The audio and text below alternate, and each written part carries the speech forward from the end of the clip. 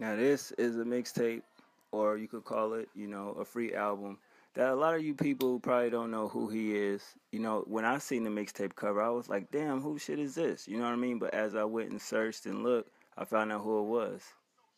It's an artist by the name of Neako. If you're a true Wiz Khalifa fan, then you already know who he is. And if you ain't a Wiz Khalifa fan, or you don't know who Neako is, go on any mixtape site and look up his product, and you will see who he is. I was excited when I seen this. Like, oh shit, I remember this nigga. You know what I mean? LVL movement. He used to be down with TGOD. You know what I mean? Taylor Gang. But understand that to understand that, you have to go back. You gotta excuse me. I smoked like 2 blunts. Like, I'm kind of high. But anyway, he came here with a dope joint, man. It's basically, I'm gonna put it like this: if you don't indulge in certain things, then you ain't really go want to listen to this. The name of this project is called JunkiE for a reason, but it's not in a junkie sense of a straggly motherfucker on the curb. No offense to them, you know what I mean, homeless and shit like that. But he indulges in everything. To me, this is like a mix between DS2 and 100% juice type vibe. Lean, pills, drugs, lifestyle, women, sex, just that type of lifestyle, you dig? But other than that, let's get into it. As far as features, you got Capo, not the one from GBE, RP to him. Wiz Khalifa, Toto, Playboy Cardi, Retchy P, Finesse, and 420. Oh, also D, you dig? But I'm not really on this project. It's somebody else named D. But anyway, let's get into it, man. First track, Jump Off, called Smooth Killer. I fuck with that. That beat crazy. I gotta keep it lit. The production on this shit is so psychedelic, trippy. It's just dope production. You know what I mean? The first joint started off in a major way. His lyrics was insane on that. Moving on to My Blessing, it's something different. I definitely love the production. His flow and the flow and the production was all on point. I fuck with it. Where I'm going, creative song at best. You know what I mean? Production was different, crazy. I was like, wow, the first 3 joints, I couldn't even get past them. I had to keep going back to them because it's just like the production just really takes you somewhere else if you really get into that. You know what I mean? But other than that, moving on to The Truest, I listened to that shit 5 times and just couldn't rock with it. That production, if it's not on point, y'all already know I can't really get with it. But I listened to the song 5 times. I just still feel like, nah, it's not for me. Moving on to Royal Blue, my first favorite song off the project featuring Capo, or Capo, however you want to call it.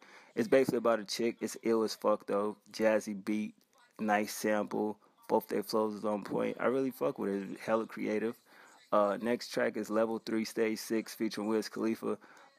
You gotta listen to the whole song to get to the end. The last few lines is definitely telling you the story of, him and Wiz. Trippy song. The beat was dope as hell. I'm kind of glad they're reunited, man. They had a falling out or whatever, but definitely go back into his earlier work to understand that.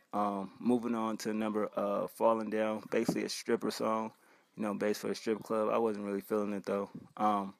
Next track, Make It Good. I fuck with it. It's basically about a one night stand. You did. It's pretty dope. You know what I mean? I fuck with that. I was like, wow, that's pretty different. You know what I mean? It's basic topic, but the way he went about making a song is pretty dope. Next track is La Familia, S Toto.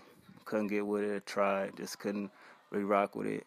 Moving on to Purple Pool featuring Playboy Cardi. It's about sipping lean. You know what I mean? So it is what it is. You already know the content, what it's about, but it's how he created the song, which make it dope. Moving on to number 11, You Know It. I wasn't fucking with it. I tried, but couldn't get with it. Next song, Lil One Half Dead and the Ghost, featuring Reggie P.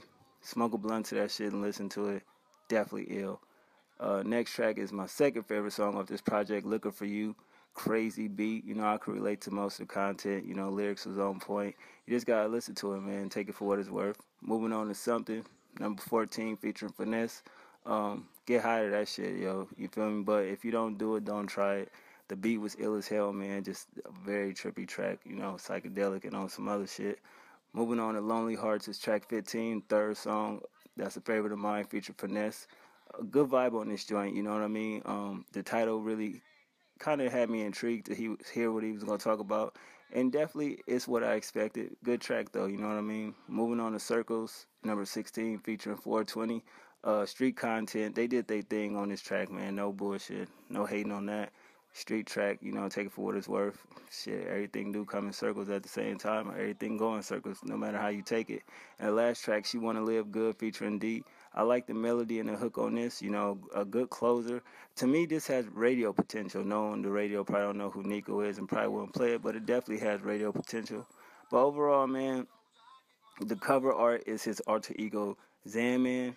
But to understand that, you would definitely have to go listen to that project. And his next upcoming project is called Zan Land. It'll be coming soon. But overall, man, give it a 7.5 out of 10. I fuck with 13 of the records. You know what I mean? Production was crazy. That's a 7.5 out of 10 at best. But overall, the cover art is the best dope shit about this project. He created it. And, just check it out and see what you think about it. But, if you don't really know him, you probably won't check it out. I don't really expect this review to get a lot of views because a lot of people don't check out people that don't know. But I fuck with it. One.